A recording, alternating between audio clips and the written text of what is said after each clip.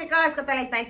Bienvenidos de nuevo a nuestro canal de YouTube. Mi nombre es Estrella, para los que no me conocen, y para los que no, ya saben lo que tenéis que hacer. Darle aquí abajo a la campanita para que os lleguen todos los videos que vamos subiendo aquí en José Mañana 96. Y si todavía no estás suscrito al canal, solo tienes que darle aquí al botón de suscribirse para que no te pierdas ninguno de los videos que vamos subiendo aquí en José Mañana 96. Yo siempre aprendo cosas aquí haciendo vídeos sobre países latinos. La verdad es que es un honor para mí aprender tantas cosas de lo que pasó en esos países, lo que está pasando y lo que pasará. Para mí es increíble, para mí es un honor siempre aprender esas cosas, ver vídeos sobre esos países a los que nunca he ido, pero cuando yo hago vídeos siento como si he estado ahí, lo siento los vídeos como si estoy ahí en ese momento, y la verdad, eso es una sensación única para mí, me encanta, es increíble. Pues mi gente, vamos a ver ese video de la crisis de Venezuela, así que Venezuela, vamos con el video.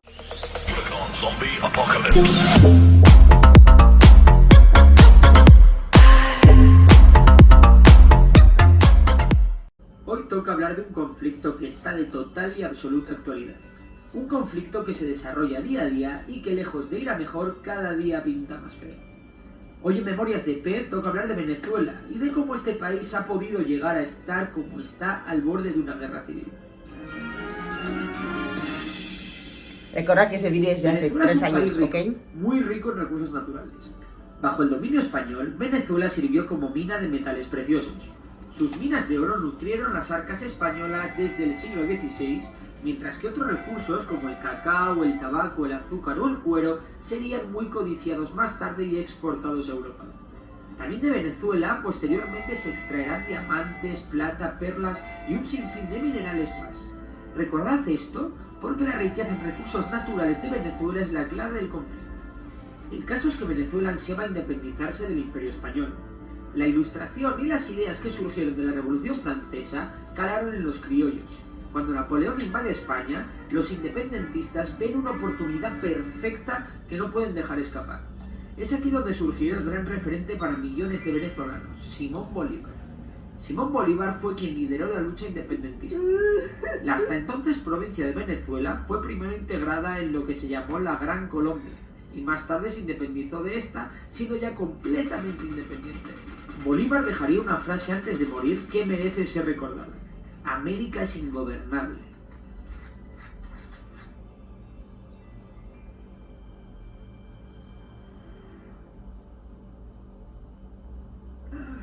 Hablar de la historia política de Venezuela es hablar de dictaduras, ya que durante todo el siglo XIX solo las guerras civiles las interrumpieron.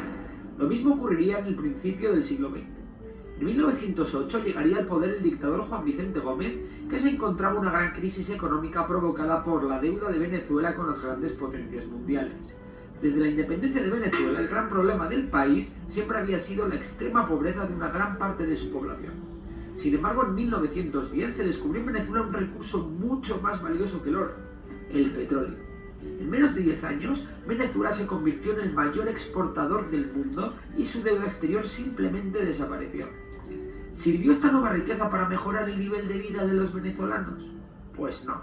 El analfabetismo seguía siendo muy alto y la pobreza extrema. Debido a la riqueza que generaba el petróleo, se descuidaron otros sectores claves como la agricultura o otro tipo de industrias, y además, como no se produció otra cosa que no fuese petróleo, todo lo que hacía falta a Venezuela para subsistir se importaba desde el extranjero. De esta manera, Venezuela pasa a tener una economía basada exclusivamente en el petróleo. Tras la muerte de Juan Vicente Gómez en 1935, vendrían más dictaduras, hasta que el coronel Marcos Pérez Jiménez es derrocado en 1958. A partir de esta fecha, todos los dirigentes del país se elegirán mediante elecciones. Al calor del petróleo, las infraestructuras del país comenzaron a mejorar. Sin embargo, la pobreza y las desigualdades entre unas élites muy ricas que se habían hecho de oro con el petróleo y la mayoría social muy pobre seguían ahí. Venezuela continuó durante los años 60 desarrollándose, y más aún cuando el precio mundial del petróleo subió como la espuma a principios de los 70. La bonanza permitió al presidente Carlos Andrés Pérez nacionalizar las industrias del hierro, y como no podía ser de otra manera, también la del petróleo. Sin embargo, el sueño venezolano llegaría a su fin. A finales de los 70 el precio del petróleo comienza a bajar y Venezuela se ve obligada a pedir prestado a otros países para financiarse. Sin embargo, el precio del petróleo continuó bajando y Venezuela comenzó a pasarlo verdaderamente mal para poder pagar sus deudas. Esta situación obligó al gobierno de Pérez Jiménez a introducir medidas de austeridad. Es decir, el precio de la fiebre del petróleo cayó directamente en clases populares, las cuales no habían mejorado mucho su situación durante los años de bonanza. Además, las protestas eran frecuentes y a menudo violentas. Especialmente violenta fue la del Carcazo, con más de 300 muertos. En 1992 se lleva a cabo un intento de golpe de Estado por parte del comandante Hugo Chávez que fracasa y este es encarcelado. El mismo año, otros oficiales intentan un segundo golpe que también resulta ser un fracaso. En los 90, Venezuela es un país sumido en un auge del narcotráfico, etc. En este contexto, Hugo Chávez, golpista en 1992, se presenta en 1998 a las elecciones presidenciales con un programa socialista, presentándose a sí mismo como el nuevo Simón Bolívar y prometiendo una revolución social que repartiese la escasa riqueza de Venezuela.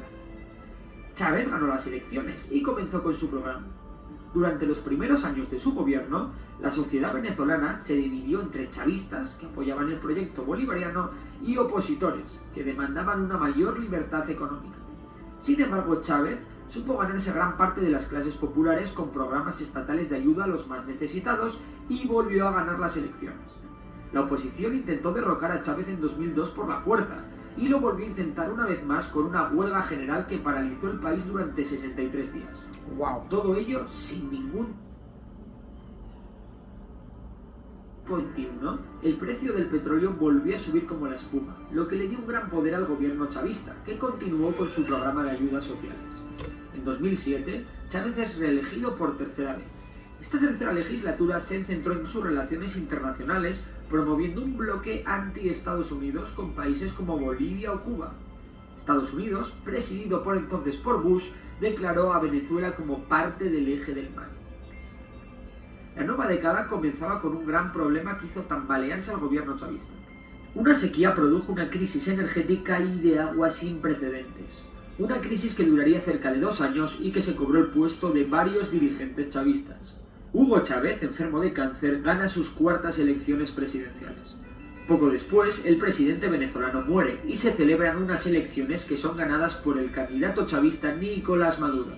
Durante los últimos mandatos de Chávez, la oposición parlamentaria y callejera habían sido constantes, pero esta se ve muy reforzada cuando Maduro llega al poder. Maduro, que no goza del carisma ni la popularidad de Chávez, ve como el precio mundial del petróleo comienza a bajar de nuevo. Esto agrava los problemas de escasez de productos básicos existentes en Venezuela, lo que a su vez agrava la inflación y el desempleo. Y todo ello provoca nuevas dificultades para pagar la deuda exterior del país. Esta nueva crisis ha sumido a Venezuela en un clima de violencia entre gobierno y opositores.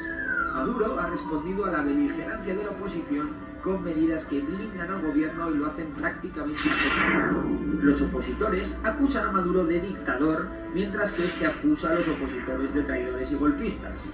Y además también acusa a Estados Unidos de estar detrás de todos los males económicos de Venezuela. Al final son los encarcelamientos, las acusaciones cruzadas, las muertes, los disturbios y la pobreza quienes de verdad gobiernan Venezuela. ¿Está el mundo el tiempo de salvarla o está Venezuela condenada?